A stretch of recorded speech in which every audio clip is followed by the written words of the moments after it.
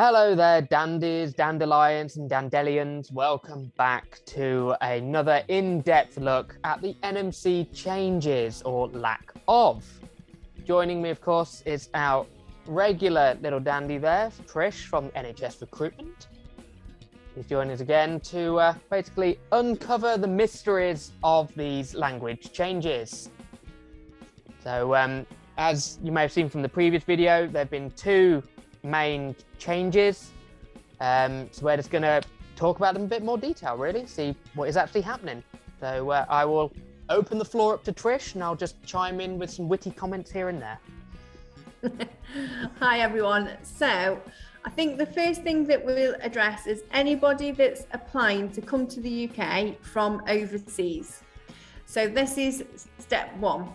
So if you're applying from an overseas country, you have to still meet the NMC required scores for the English test. So that is IELTS, listening, reading and speaking as 7.0. Writing is 6.5. If you're going for your OET, it is listening, speaking and reading to score a B, and writing is C+. So nothing has changed with these scores. You still have to achieve the scores. Mm-hmm. The one thing that has changed is the clubbing requirements. So now you can club scores that are 12 months apart. So, but you also need to be aware that the tests still have to be valid, and they're only valid for 2 years. So don't wait for 12 months to take your second test. Just take it as soon as you can. Yeah, absolutely. Why, don't wait, until these changes come into effect with the hope that you might get somewhere. Just take the test, get your practice in, get the second test done. You might get all the scores and pass. Yeah, exactly. But also dust off some old scores and see if you've got any clubbing requirements. So, because I know a lot of people take it 2 or 3 times. So the clubbing has been made a little bit easier. You've got a bit longer to club. However, the club scores have to be remained. You can't score less than 0.5 in each section to allow that score to be clubbed. And so in listening, you got a C.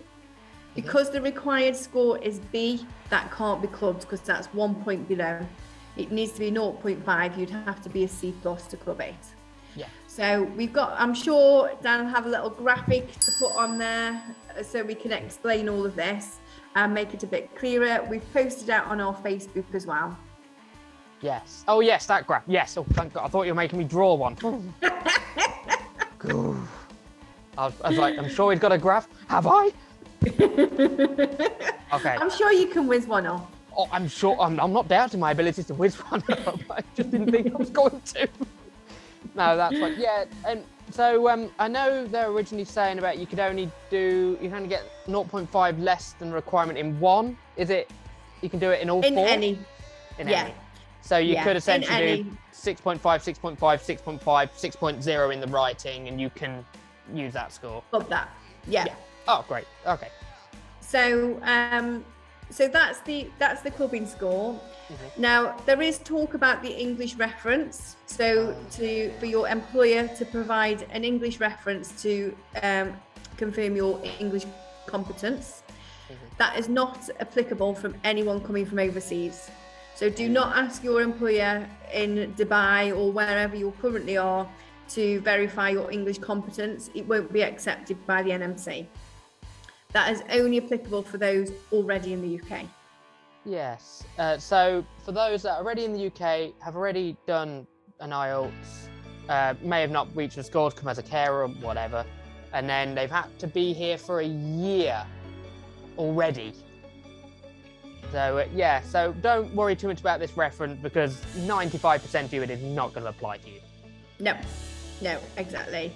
If anyone's watching this and they are an overseas trained nurse already in the UK, perhaps on a dependent visa, mm-hmm. or have come in as a carer and they've been here a long time and you've been with your employer for 12 months or more, you still need to take the English test. And then if you need a top up on your scores, then your employer can provide a reference. So that is only people that have been here, for a while. Absolutely. So there is two different things going on with the NMC, two different changes. So we just need to make sure you're looking at the right route when you come in. No, absolutely. And of course, just because you don't meet the requirements for your English exam to be a nurse, don't take shortcuts and come as a HCA. You're far more valuable as a nurse and you'll get more support as a nurse. Exactly. I think there'll be a lot of people thinking that the faster route is to come over as a healthcare assistant, work for 12 months and get the reference. However, once you're in the UK, the costs for coming to the UK as a healthcare assistant are really high. So you'll have to fund all of that to come over to the UK. Where if you just remain overseas and get the required score, all your costs to get to the UK are covered by your employer. Absolutely. And of course, if somehow you do find a care company that will support you and you want to leave after a year, you're paying it back. So you've saved nothing. Yeah. So don't rely on this English letter of reference, whatever it is, because it's going to be very niche. So I wouldn't even consider it as an option. At the minute, we don't know if when this change comes into effect, they'll take into account previous scores. NMC have not made that clear yet. But I'd imagine if they do, they're going to get backlogged very quickly. Yeah. So it's on their head. I mean, personally, I wouldn't. Yeah, I think they come into effect in January. We don't know when in January. Sure. There's probably going to be another update in December. I think the NMC are talking to a few employees so that we can get the message out. Nothing's been scheduled yet, so we've not been invited to anything formal with the NMC at the moment, but it will come, and then we'll be able to share that update later on. So Absolutely. For the moment, keep it in your training, aim for that score because that's what you need overall, and book in for your tests. There is lots of deployments available for the first 6 months of next year. We're heavily recruiting, so now's the time to get into the UK. Absolutely. And as you said, don't hold out till January thinking the scores you've already got might be valid then. Just get the practice in, get the test redone, get to the UK. You might be here by January. Who knows? You never know. We've got gaps in January. There you go. See, you might be working with us. Who knows? But you're not going to know if you just sit back and go, January's going to have some changes. I can do it then. Whatever. It's not going to change that significantly now. Now they've announced that, we know kind of what they're going to be doing. Absolutely. And of course, if you do still have confusion or you did want to ask anything else, you can pop a comment in the Brave and Wicked Facebook group. Trish is regularly scanning and posting things there and stealing my posts. So I'm sure she'd be more than happy to answer your questions. Or just ask me direct and I can always get in touch with Trish and give you the verdict. I'm quite good at annoying her. So once again, a huge thanks for Trish for joining us, and it sounds like we'll be back in touch in December when we'll be updating again for the lack of changes. Well, good luck everyone as well. Absolutely, good luck, and if you are dedicated to this dream, just do it. Don't give up. No, absolutely. But in the meantime, do support us. We'd love to help. Reach out to us. Otherwise, have a happy Halloween if you support it. And we will see you in the next video in November. Bye-bye, everyone.